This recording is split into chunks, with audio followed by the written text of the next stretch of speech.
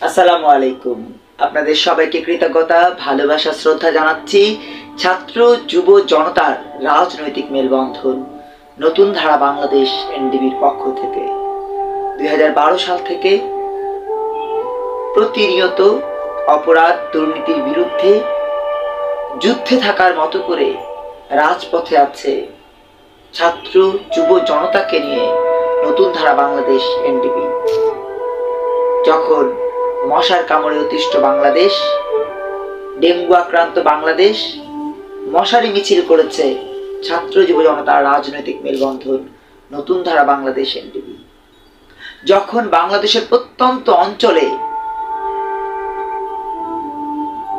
সুবিধাবঞ্চিত আমাদের মায়েরা, আমাদের বোনেরা, আমাদের প্রত্যন্ত অঞ্চলের স্বজনেরা ধর্ষিত হয়েছে, নিগৃহীত হয়েছে, নির্যাতিত হয়েছে, তখন কথা বলেছে ছাত্র যুব জনতার রাজনৈতিক মেলবন্ধন নতুন ধারা বাংলাদেশ এনডিবি।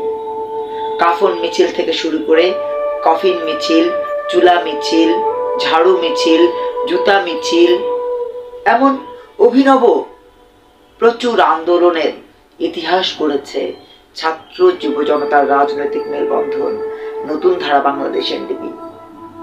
দ্রব্যমূল্যের বৃদ্ধিতে যখন সাধারণ মানুষের খুবই কষ্ট সময় এসেছে, ছাত্র যুব জনতার রাজনৈতিক মেলবন্ধন নতুন ধারা বাংলাদেশ এনডিবি তখন চপেটাঘাত দেওয়ার জন্য খাদ্যমন্ত্রীকে, বাণিজ্য মন্ত্রীকে, শিল্পমন্ত্রীকে, তখন এই চপেটাঘাত দেওয়ার জন্য তরকারি মিছিল করেছে নতুন ধারা বাংলাদেশ এনডিবি। নতুন ধারা বাংলাদেশ এনডিবির ইতিহাস 11 বছরের। এই 11 বছরে আমরা যা করেছি, কোটি কোটি টাকা খরচ করে হাজার কোটি টাকার দুর্নীতির রাঘব বোয়ালেরা রাজপথে তা করতে পারেনি। বরং সাবেক শিক্ষামন্ত্রী ওসমান ফারুক চলে গেছেন দেশের বাইরে। সাবেক স্বরাষ্ট্রমন্ত্রী, সাবেক পররাষ্ট্রমন্ত্রী, সাবেক খাদ্যমন্ত্রী, সাবেক বাণিজ্য মন্ত্রী, সাবেক সেতুমন্ত্রী, সাবেক যত মন্ত্রী সবাই দেশের বাইরে, যারা জীবিত আছেন। আর যারা মৃত্যুবরণ করেছেন তারা মৃত্যুর পূর্ব মুহূর্ত পর্যন্ত চেষ্টা করেছেন লুকিয়ে থাকার জন্য। কৃষি মন্ত্রী, বাণিজ্য মন্ত্রী বর্তমানে যারা আছেন তারা কি করছেন? একই গোয়ালের গরু। দুর্নীতিতে তারাও কম না। অতীতের যারা মন্ত্রী ছিলেন দুর্নীতি করেছেন, বর্তমানে যারা তারা মহা দুর্নীতি করছেন।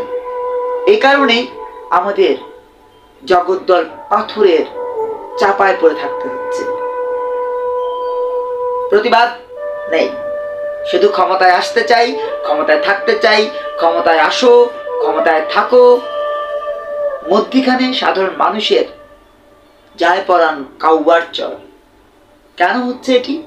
কারণ আমরা সাধারণ মানুষ কোনো প্রতিবাদ, প্রতিরোধ, আন্দোলন গড়ে তুলতে পারছি না।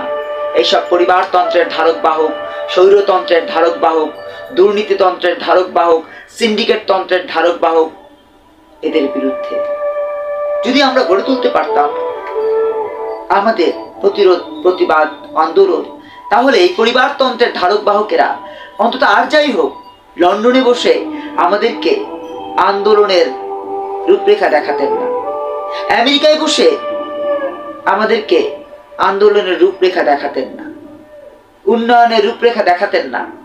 ভিশন 21, ভিশন 31, ভিশন 41 এইসব রূপরেখায় আমাদেরকে আবদ্ধ করার চেষ্টাটি করতেন না।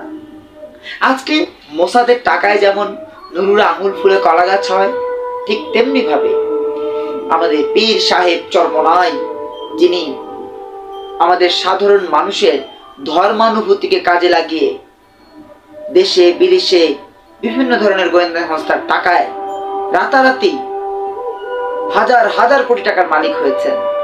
মাহফিলের টাকা তো আছেই, উপরন্তু মোসাদ রয়ের টাকাতেও তারা হৃষ্টপুষ্ট হচ্ছেন।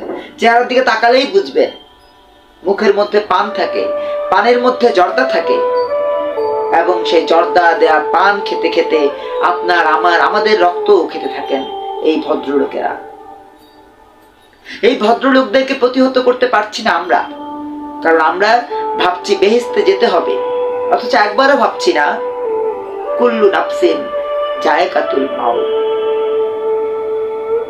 একবারের জন্য ভাবছি না সকল মানুষ মরণশীল, আল্লাহ তাআলা আমাদের সবাইকে নিয়ে যাবেন। এই মৃত্যুর ভয়ে আমরা কেউই দুর্নীতি কমাচ্ছি না, চাঁদাবাজি কমাচ্ছি না, সন্ত্রাস কমাচ্ছি না, ছিনতাই কমাচ্ছি না, রাজনীতি